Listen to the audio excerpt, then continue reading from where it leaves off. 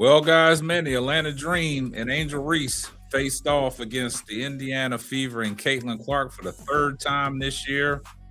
And once again, the Atlanta Dream put belt to ass and roll over the Indiana Fever, 113-96 in Atlanta on a matinee game. And in that game, we saw history in the making. Angel Reese becomes the fastest player in WNBA history to reach 1,000 rebounds. And as a whole, the Atlanta Dream steamrolled over the Indiana Fever for a 113-96 victory. And once again, it was the Atlanta Dream's defense and the exceptional playmaking ability of Jordan Canada this afternoon, and their defense once again was stifling in the second half. We're going to talk about it right after this. What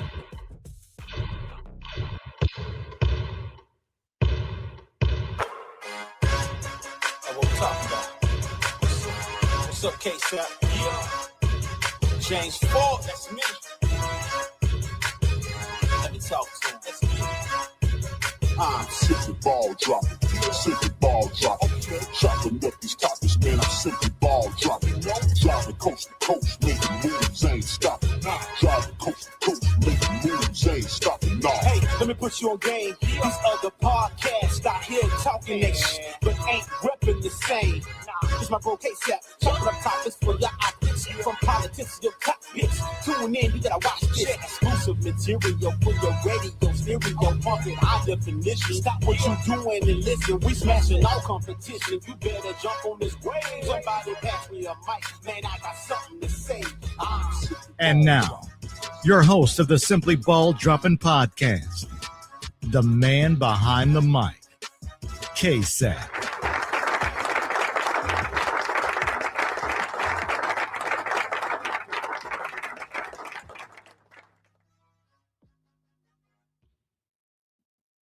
Well, guys, man, today, man, we was treated to another delight as the Atlanta Dream beat the Indiana Fever 113-96 to run their record to 11-4, and the Indiana Fever dropped to 9-7. And in that game, man, we saw Caitlin Clark came out guns a-blazing. In that first half, man, in that first quarter, Caitlin Clark was on fire. Now, I got to give Caitlin Clark credit over these last two games against Atlanta. Her ability to get the ball to the basket. Actually, she's working on a mid-range game, and also she got like a little hezzy in getting to the basket. And she's driving the basketball more than what she has done, not settling for the three like she normally does. She's orchestrating, some offense with her own playmaking ability, man, and she's getting downhill, and she's actually getting to the cup and finishing. So that's been impressive. But what's hurting Caitlin Clark is these turnovers in her individual defense, man. And that came into play in today's game because, like I said, Indiana started out as gangbusters, man. Indiana in that first quarter, man, they was off and running. And, Caitlin Clark set the tone. And, the Atlanta Dream gave up 37 points in the first quarter. Now, that's not Atlanta Dream basketball because they hang their hat on their defense. And that was all because of Caitlin Clark. And, Indiana Fever did give up 30, but this is what happens, man, because if you really look at how everything unfolded, it was kind of crazy because I'm looking at the game from a different lens because the Atlanta Dream, they have figured out Caitlin Clark. Coach Smo has put Caitlin Clark in every action. They're seeking out their worst defender so they can get buckets. And kudos to Jordan Canada. Jordan Canada balled out today. She came out strong, facilitating the ball, getting everybody involved. And, as a team, the Atlanta Dream had 35 rebounds. Indiana Fever had 30. The Atlanta Dream only turned the ball over 8 times. The Indiana Fever turned the ball over 19 times. And in the third quarter, when everything changed, the Indiana Fever turned the ball over 9 times, and Caitlin Clark had 5 of her own, which orchestrated to easy buckets for Atlanta in transition. Atlanta had 5 block shots. Indiana had 3. If you look at it, Atlanta shot 50% from the field. The Fever shot 49%. Atlanta Dream shot 67% from the free throw line. I think Indiana shot 81%, 3-point range. Atlanta shot 46%. Indiana shot 43%. Atlanta made 12 threes. Indiana made 13. But the assist column, Atlanta Dream had 25. Indiana had 20, right? So if you look at it for that, the Indiana Fever lost the game in the third quarter. The game was close, and then all of a sudden, man, Atlanta just put belt to ass. And, midway through that game, Angel Reese got an offensive rebound, got a putback, and that made her become the fastest person in WNBA history to have 1,000 rebounds. Now, she got 1,000 rebounds, 1,000 points, man. She just on the right side of history, and she's making her mark in the WNBA. And this game all came down to what Atlanta was capable of doing and seeking out Indiana's worst defender in Caitlin Clark. Like I said, Caitlin Clark offensively had a good game, but the 7 turnovers, that killed Indiana. That killed their momentum. The defense, the individual defense from Caitlin Clark, and the individual defense as a whole from the Indiana Fever must be fixed. And Stephanie White talked about it in the post-game press conference, that it's only certain things that you can do to scheme. And when she's talking about scheme, she's really pointing at Caitlin Clark, because you only can scheme so much for Caitlin Clark. Like last year, they didn't have that problem when Caitlin Clark was injured. Ari McDonald was in there. And defensively, that's where Indiana started turning it up. And that's how Indiana made a long play in the playoffs. They lasted long. They made a deep run into the playoffs, 1 game away from the WNBA Finals. But against the Atlanta Dream, it seems like Coach Smo got Caitlin Clark and the Indiana Fever's number, because what they're doing is seeking Caitlin Clark out and putting her in every action to get easy buckets. Jordan Canada wanted all the smoke. Jordan Canada probably had one of her best games of the season. So if you look at it as a team, as a whole for the Atlanta Dream, Jordan Canada spearheaded that. And then you had Angel Reese coming along. Then you had Alicia Gray, Naz Hillman, Natasha Howard.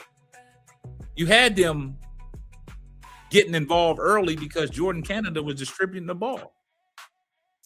And we'll get off into the box scores later, but I want y'all to hear what Stephanie White had to say after the game when you're talking about what has contributed to the loss. And it's time for people to stop making excuses, man. This is all I hear now is Stephanie White is the problem. They never hold Caitlin Clark accountable. It's either blame Kelsey Mitchell or Leah Boston, or Stephanie White never blame Caitlin Clark. Caitlin Clark is the problem with these turnovers and this bad defensive effort. She played a good defensive game against the Atlanta Dream the first time they played when they got the victory, where she made a conscious effort to defend. But today, she just got abused. She got taken to the woodshed and put belt to ass on her. Y'all saw the play Naz Hillman got late in the fourth quarter. Yan won and screamed on her. Stephanie White took her out of the game, put her on the bench because the game was over. Let's listen to what Stephanie White had to say, man. Because Stephanie White said some interesting things, and she alluded to it in the third quarter about the turnovers. And Caitlin Clark had 5 of the 9, which got the Atlanta Dream off and running. So let's listen to Stephanie White. Who does think led to the breakdown in the third quarter? I think it started with our turnovers. We had 9 turnovers. They had 11 points off of those turnovers. It's hard for us to recover when they get those direct points, and there's no transition defense for those kinds of turnovers. And it gave them a little momentum and it gave them a boost. You said before as the game started that your period is active, aware, and anticipating. Which one of those areas you thought the team should do better at to be more consistent on these? I think it's streamlined. It's 3 A's for a reason. I think I felt like it was a lot of shot making in the first half, and I thought we did some really good things. I think when they went on that run in the third, we became a little disconnected, and so we weren't as active, we weren't as aware, we weren't anticipating as much, and we just got to find ways to regroup. When you had a really strong first half, what did you see in that third period, maybe defensively, that changed, and maybe you had to make some adjustments? Yeah, I think got to take care of the ball better, and that's just with me. So just focusing on that, and starts with her. Take care of the ball. What we did well in the first half of playing transition, spread, find open people, and then really hard to do that when all we do is foul and they score. Like, we didn't play in transition at all in the second half because of that. Stephanie, last couple games you started bringing some foul trouble. Is that something you feel? Is there something you've done that's correctable, or is that just how it's being called? I think a little of both. Obviously, there's been an emphasis to call a lot of fouls. Freedom of movement's been an emphasis. We've seen foul calls go up altogether.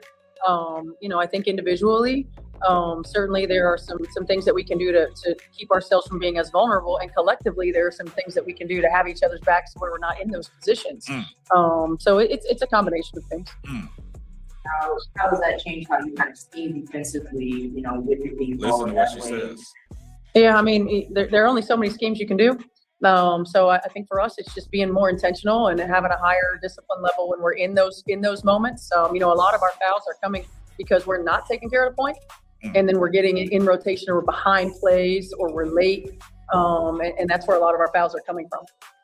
Now, you heard exactly what Stephanie White had to say, and also Caitlin Clark agreed that she has to take care of the ball. She said it starts with her when you're talking about these turnovers, man, and that is the downfall.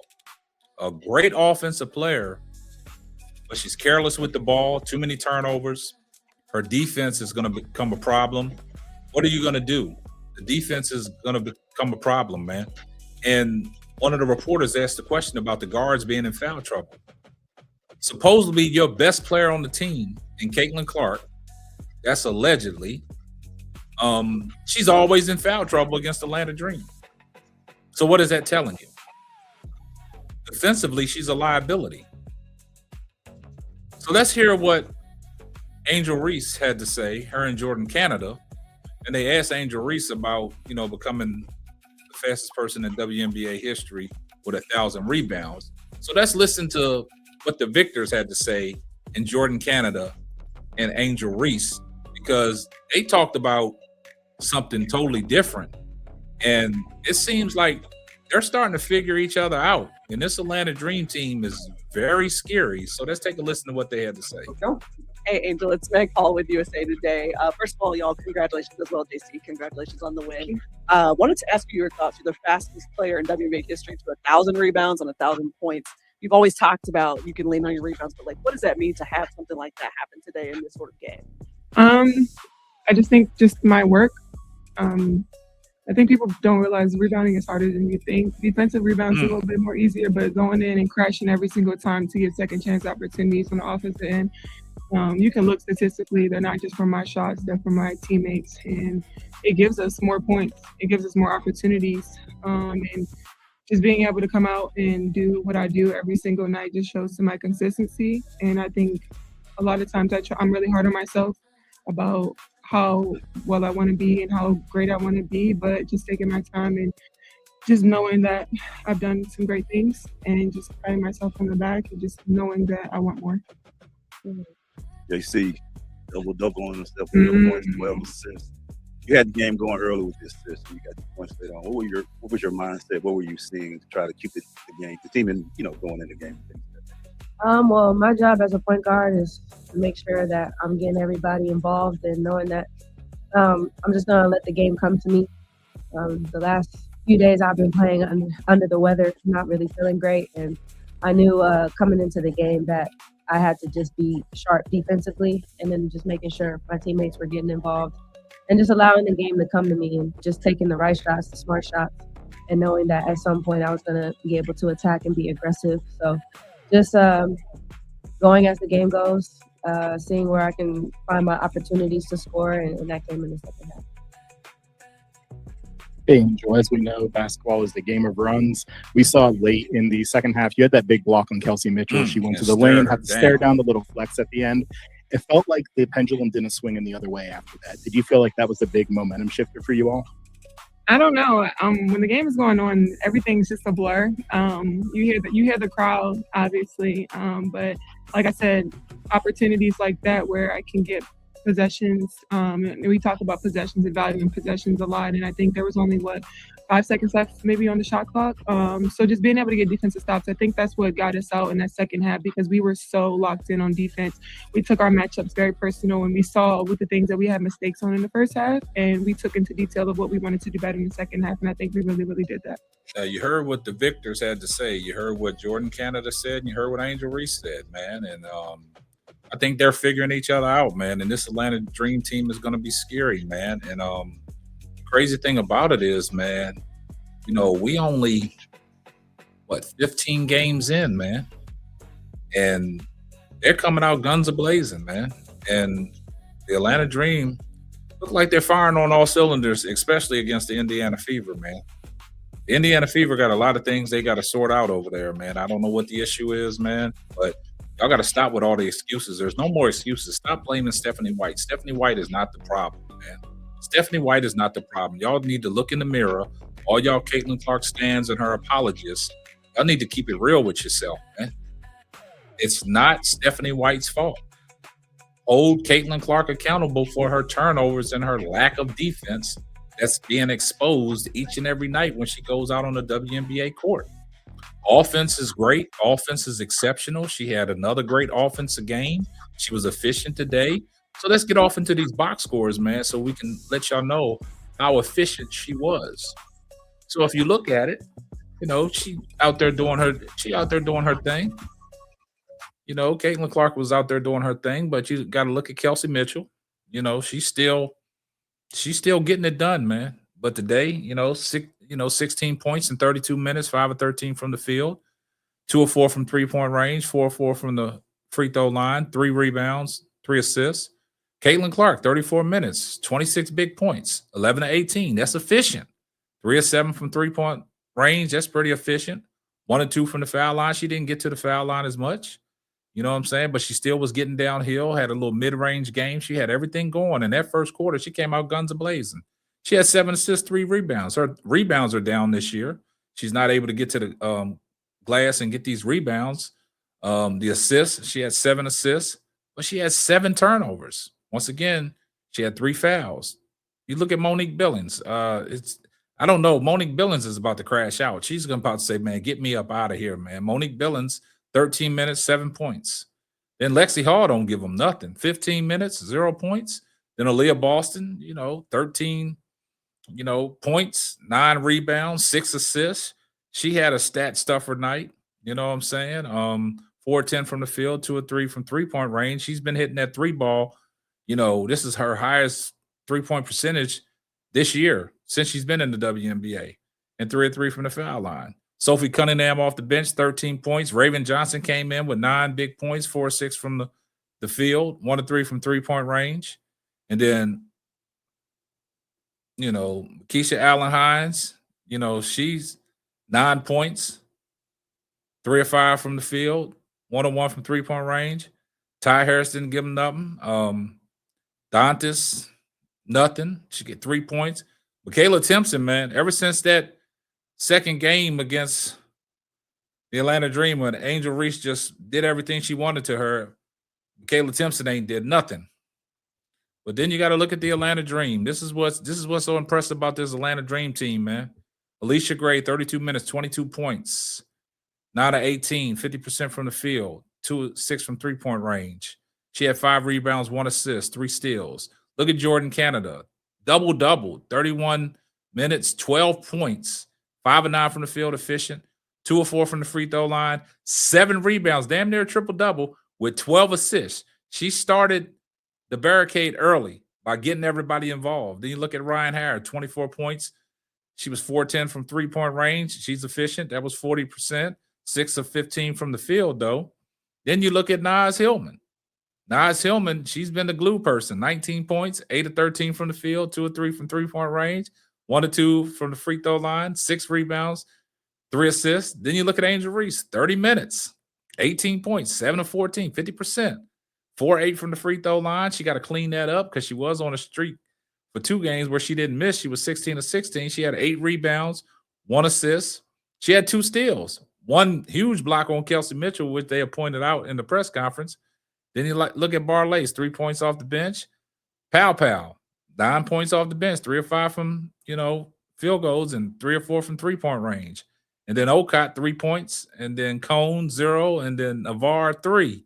So you look at it as a whole, man. This Atlanta Dream team, they're starting to figure it out, man. And it's going to be scary, man. And I just tell you, man, they got the Indiana Fever's number, man.